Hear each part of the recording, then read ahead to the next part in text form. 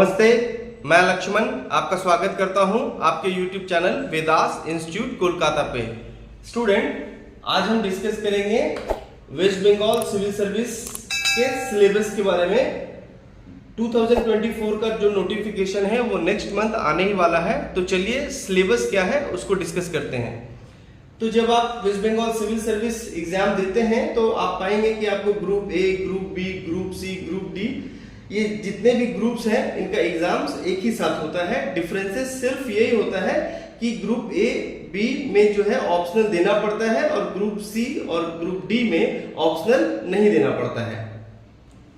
Student, तो जब आप वेस्ट बंगाल सिविल सर्विस देते हैं तो आप पाएंगे कि 3 स्टेज में एग्जाम होता है। सबसे पहला प्रीलिम्स होता है।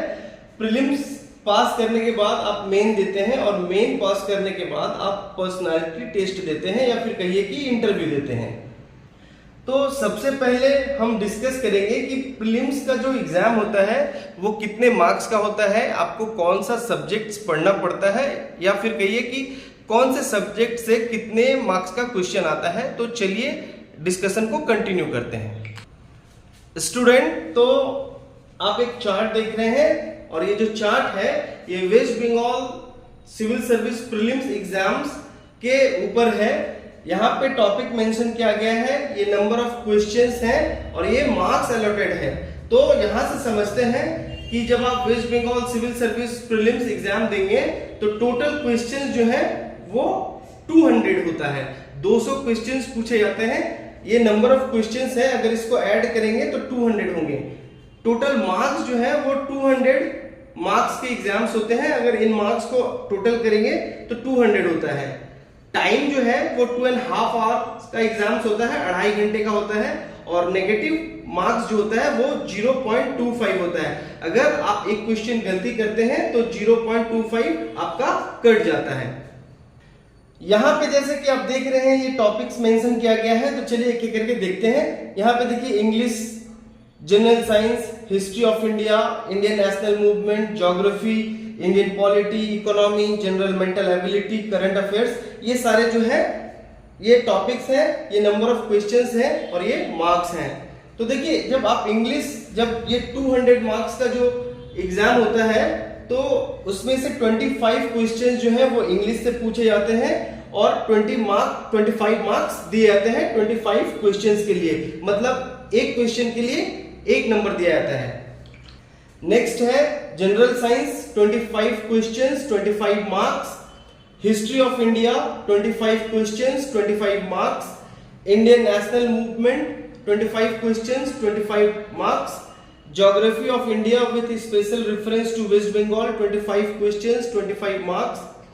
Indian polity and Indian economy, 25 questions, 25 marks. General mental ability, 25 questions, 25 marks. Current events of national and international importance के ऊपर जो क्वेश्चंस बनते हैं वो 25 क्वेश्चंस बनते हैं और 25 मार्क्स दिए जाते हैं। डियर स्टूडेंट, तो मैं कुछ पॉइंट्स और ऐड करना चाहूंगा। जो स्टूडेंट नया है, प्रिपरेशन कर रहे हैं, उनको बहुत कुछ आइडिया नहीं है, तो उनको पता होना चाहिए कि ये जो नंबर ऑफ क्वेश्चंस देख रहे हैं 25, तो सिर्फ अगर आप क्वेश्चन पेपर एनालाइज करेंगे 5 to 6 इयर्स, तो ये जो 25 मार्क्स का इंग्लिश होता है ना, ये सिर्फ फिक्स होता है। और जैसे ये जनरल साइंस है या फिर हिस्ट्री ऑफ इंडिया है, नेशनल मूवमेंट है, इंडियन नेशनल मूवमेंट है, ज्योग्राफी है, इंडियन पॉलिटी, इंडियन इकोनॉमी, या फिर कहिए कि जनरल मेंटल एबिलिटी, तो ये जो है ना ये 25 करके जो है ना ये फिक्स नहीं होता है ना। ये कभी सपोज कीजिए कि ये जनरल साइंस है तो 25 क्वेश्चंस जरूरी नहीं है कि पूछेंगे, 20 क्वेश्चंस भी पूछ सकते हैं। सपोज कीजिए कि यहाँ इंडियन नेशनल मूवमेंट है, हिस्ट्री ऑफ इंडिया है, मतलब हिस्ट्री ऑफ इंडिया जब आप बात करते हैं तो एंशिएंट, मेडिवल, मॉडर्न, ये सारा का सारा मिला के बात कर रहा है। तो जरूरी नहीं है कि ये 25, 50 ही हो, 45 भी हो सकता है। ज्योग्राफी जो है, geography of India with special reference to West Bengal, जरूरी नहीं है कि 25 ही क्वेश्चंस पूछे जाए, 26 क्वेश्चंस भी पूछे जा सकते हैं, बहुत बार पूछे गए हैं।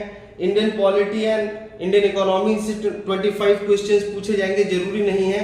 बहुत बार ऐसा भी हुआ है कि 20 क्वेश्चंस पूछा गया और ये जो 5 मार्क्स बचा ये कहीं और शिफ्ट हो जाता है। जैसे ये जनरल मेंटल एबिलिटी है तो ये 25 जो क्वेश्चंस है इनमें रीजनिंग और मैथ्स मिला के क्वेश्चंस बनते हैं। कभी कभी क्या होता है कि 27 भी पूछ सकते हैं, जरूरी नहीं है कि 25 ही पूछें। स्टूडेंट, तो हमने ये डिस्कशन कंप्लीट किया West Bengal civil service prelims exam से रिलेटेड जो भी टॉपिक्स थे, मार्क्स या फिर कहिए कि नंबर ऑफ क्वेश्चंस। अब हम डिस्कस करेंगे West Bengal civil service main के ऊपर, तो चलिए डिस्कशन को कंटिन्यू करते हैं। स्टूडेंट, अब हम डिस्कस करेंगे वेस्ट बंगाल सिविल सर्विस के मेन एग्जाम के ऊपर। तो ये जितना भी आप देख रहे हैं ये पेपर्स डिटेल में दिया हुआ है, ये West Bengal civil service main के एग्जाम से रिलेटेड है। यहाँ पे देख रहे हैं आप मार्क्स जो है वो डिस्कस किया गया है, group A, group B, group C, group D, ये सारे एग्जाम्स के लिए मार्क्स मेंशन किए गए हैं और दिस साइड पेपर मेंशन किया गया है। तो चलिए एक एक करके समझते हैं। सबसे पहला सपोज कीजिए कि आप बंगाली स्टूडेंट हैं, तो आपके लिए ये पेपर सेट किया गया है। अगर आप हिंदी स्पीकिंग है या उर्दू स्पीकिंग है तो ये डिपेंड करता है आपने कौन सा लैंग्वेज लिया है, नेपाली भी हो सकता है, सांथाली भी हो सकता है। तो सबसे पहला आपको एक लेटर राइटिंग देता है जिसका वर्ड लिमिट जो है वो 150 होता है।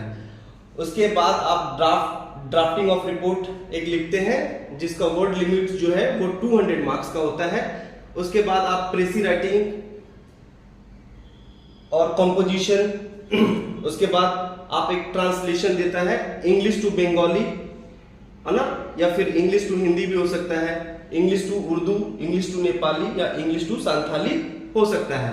मार्क्स जो है वो group A, group B, group C, group D के लिए एक ही होता है, 200 मार्क्स का, है ना। एक ही पेपर सेट किया जाता है सारे के सारे ग्रुप्स के लिए। नेक्स्ट है इंग्लिश का पेपर जो सबके लिए एक ही होता है, जो कि 200 मार्क्स का होता है। Group A, group B, group C, group D सारे के सारे पेपर के लिए 200 मार्क्स का एग्जाम होता है। उसमें सबसे पहला आप लिखते हैं लेटर जिसका वर्ड लिमिट जो है वो 150 मार्क्स होता है। उसके बाद आप आते हैं ड्राफ्टिंग ऑफ रिपोर्ट जिसका वर्ड लिमिट 200 वर्ड्स का होता है। उसके बाद आप एक प्रेसी राइटिंग लिखते हैं। उसके बाद composition and translation from Bengali to English या हिंदी टू इंग्लिश, उर्दू, नेपाली या सांथाली टू इंग्लिश। अब आते हैं नेक्स्ट पेपर पे जो कि पेपर 3 है, जनरल स्टडीज 1। इसमें क्या पूछता है, Indian history with special emphasis on national movement, and दूसरा पोर्शन जो है geography of India with special reference to West Bengal. तो ये सारे के सारे जो मतलब ग्रुप्स हैं एक ही पेपर दिया जाता है, 200, 200, 200, 200। अब यहाँ पे समझने का है कि ये जो 200 मार्क्स का एग्जाम होता है इसमें 100 मार्क्स का जो है वो हिस्ट्री होता है और 100 मार्क्स का जो है वो ज्योग्राफी होता है। अब और भी एक चीज मैं बोलना चाहूंगा कि यहाँ पे जो लिखा हुआ है Indian history with special emphasis on national movement, तो ये जो एक लाइन है अगर आपको कोई ऑनेस्टी से बोले कि ये इंडियन हिस्ट्री जो एक वर्ड है ना, ये यहाँ पे एक लाइन लिखा हुआ है, ये सिंपली 5000 साल का इतिहास है इंडिया का। अगर आपको कोई नहीं बताता है तो आपको पता होना चाहिए क्योंकि ये बहुत लेंदी होता है इंडियन हिस्ट्री। तो इसमें ancient history, modern history, medieval history सारा का सारा जो है ये अगर आप काउंट करते हैं, कैलकुलेट करते हैं तो 5000 ईयर्स का जो इंडियन हिस्ट्री है उसको आपको पढ़ना पड़ता है। नेक्स्ट ये geography of India with special reference to West Bengal. तो सपोज कीजिए कि आप ज्योग्राफी पढ़ रहे हैं तो आपने फिजियोग्राफी पढ़ा, आप मतलब इंडिया के बारे में पढ़े, अब आपको वेस्ट बंगाल के भी बारे में पढ़ना पड़ेगा। अगर आप ड्रेनेज सिस्टम पढ़ रहे हैं या रिवर पढ़ रहे हैं तो आपको वेस्ट बंगाल में जितने भी रिवर्स हैं उनको आपको पता होना चाहिए। अगर आप क्लाइमेट ऑफ इंडिया पढ़ रहे हैं तो आपको वेस्ट बंगाल के क्लाइमेट को आपको बहुत अच्छा से एक आइडिया होना चाहिए। अगर आप सॉइल पढ़ रहे हैं कि इंडियन सॉइल के बारे में तो वेस्ट बंगाल के जो सॉइल का जो स्ट्रक्चर है उनको आपको पढ़ना चाहिए। तो ये पेपर जो है बहुत इजी नहीं होता है, बहुत टफ भी नहीं होता है ना। तो आप अगर ज्योग्राफी ऑफ इंडिया पढ़ते हैं तो वेस्ट बंगाल से रिलेटेड, मतलब आप अगर क्लाइमेट पढ़ रहे हैं, सॉइल पढ़ रहे हैं, रिवर पढ़ रहे हैं, कुछ भी पढ़ रहे हैं, तो आप वेस्ट बंगाल के ऊपर भी आप पढ़ेंगे। Next point, general studies 2। तो ये जो है ये पेपर 4 है। इसमें क्या पूछा जाता है, science and scientific and technological advancement, environment, general knowledge, current affairs.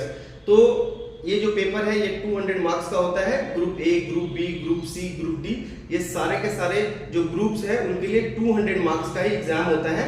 पर इसको आप समझना चाहिए कि ये जो साइंस यहाँ पे लिखा हुआ है, एक छोटा सा वर्ड है, ये जो है इस अगर मैं गलत नहीं हूं तो इस 200 के क्वेश्चन पेपर में ये 90 to 95 क्वेश्चन जो है ये साइंस से पूछे जाते हैं। अगर आपको अच्छा से समझना है तो आप 5 to 6 इयर्स के क्वेश्चन पेपर को एनालाइज कर लीजिए। आप पाएंगे कि इस 200 के क्वेश्चन पेपर में से 90 to 95 क्वेश्चंस जो हैं ये साइंस से पूछे ही जाते हैं। इसके अलावा ये जो एनवायरनमेंट है इससे 25 क्वेश्चंस, 30 क्वेश्चंस पूछे जाते हैं। ये जो जनरल नॉलेज लिखा हुआ है, अगर आप बहुत सिंपली समझना चाहते हैं तो इसको आप स्टैटिक जीके जो कहते हैं वो पकड़ के चलिए। ये जो क्वेश्चन है ये 35 to 40 क्वेश्चंस पूछे जाते हैं। इसके अलावा जो है ये क्वेश्चंस करंट अफेयर्स, ये जो पोर्शन है करंट अफेयर्स का, ये 40 to 45 मान के चलिए कि करंट अफेयर्स से पूछा जाता है। और एक साल का जो, सपोज कीजिए कि आप अगर एग्जाम दे रहे हैं 2024 में, है ना, 2024 में दे रहे हैं, तो ये एक साल का करंट अफेयर्स आप पढ़ के चलिएगा तो आपके लिए अच्छा रहेगा, पेपर में आप अच्छा नंबर ला सकते हैं। नेक्स्ट पेपर 5 क्या कह रहा है, the constitution of India and Indian economy including role and functions of RBI. बहुत सिंपली समझिए, ये जो group A, group B, group C, group D, ये सब के सब जो ग्रुप्स हैं उनके लिए 200 मार्क्स का ही एग्जाम होता है। और इसमें से जो है 100 मार्क्स का इंडियन पॉलिटी और 100 मार्क्स का इंडियन इकोनॉमी पूछा जाता है। Next paper 6, arithmetic and test of reasoning. तो ये भी जो है सारे के सारे ग्रुप्स के लिए 200 मार्क्स का ही एग्जाम होता है। ये जो 200 मार्क्स का पेपर है इसमें आप बहुत अच्छे से समझ लीजिए कि जो मैथ्स है वो 100 मार्क्स का और 100 मार्क्स का रीजनिंग, ये 100 मार्क्स का मैथ हो गया और 100 मार्क्स का रीजनिंग हो गया। तो ये पेपर 200 मार्क्स का आपको कंप्लीट हो गया। जरूरी नहीं है कि 100 ही हो, कभी कभी मैथ्स जो है वो 110 क्वेश्चन, 110 क्वेश्चंस पूछे जाते हैं और रीजनिंग से 90 या 95 क्वेश्चंस पूछे जाते हैं। रेशियो जो है एकदम से 50-50 का नहीं होता है, 5 क्वेश्चन 10 क्वेश्चंस आगे पीछे हो सकते हैं। अब हम समझते हैं ऑप्शनल पेपर के बारे में।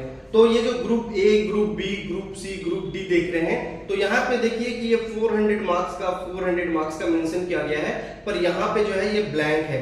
तो जब आप ग्रुप ए और बी देते हैं तो आपको एक ऑप्शनल पेपर देना पड़ता है, और ग्रुप सी और ग्रुप डी के लिए आपको ऑप्शनल पेपर नहीं देना पड़ता है। तो एक ऑप्शनल पेपर होता है, एक सब्जेक्ट होता है और उसके 2 पेपर होते हैं। 200 अगर आप मिलाते हैं, ऐड करते हैं तो ये 400 हो जाएंगे। अगर आप ऑप्शनल लेते हैं तो आप क्या ले सकते हैं, आप हिस्ट्री ले सकते हैं, आप ज्योग्राफी ले सकते हैं, आप एंथ्रोपोलॉजी ले सकते हैं। तो बहुत सारा आपके पास ऑप्शंस होता है, आप कोई भी एक सब्जेक्ट को ऑप्शनल पेपर बना सकते हैं। अब जब आप ये पूरे के पूरे पेपर को आप समझ जाते हैं, आप पास करते हैं, तो उसके बाद में आपको पर्सनालिटी टेस्ट का टाइम आता है, या फिर कहिए कि इंटरव्यू का टाइम आता है। तो जो पास करेंगे उनको इंटरव्यू में बुलाया जाएगा।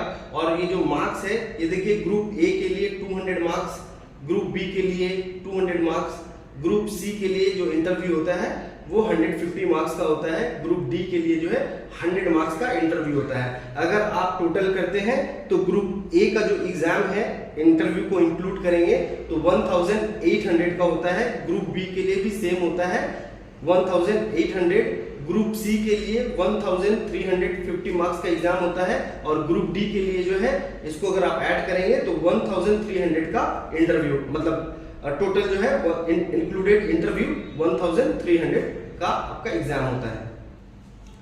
डियर स्टूडेंट, तो हमने प्रीलिम से लेके मेन और मेन से लेके इंटरव्यू सारे के सारे मार्क्स को देखा, क्या पूछे जाते हैं ये भी समझा।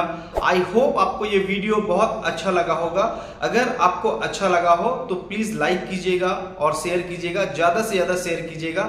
अगर अब तक आपने मेरे चैनल को सब्सक्राइब नहीं किया है तो प्लीज मेरे चैनल वेदास इंस्टीट्यूट कोलकाता को सब्सक्राइब कीजिए। मिलते हैं नेक्स्ट वीडियो में। जय हिंद।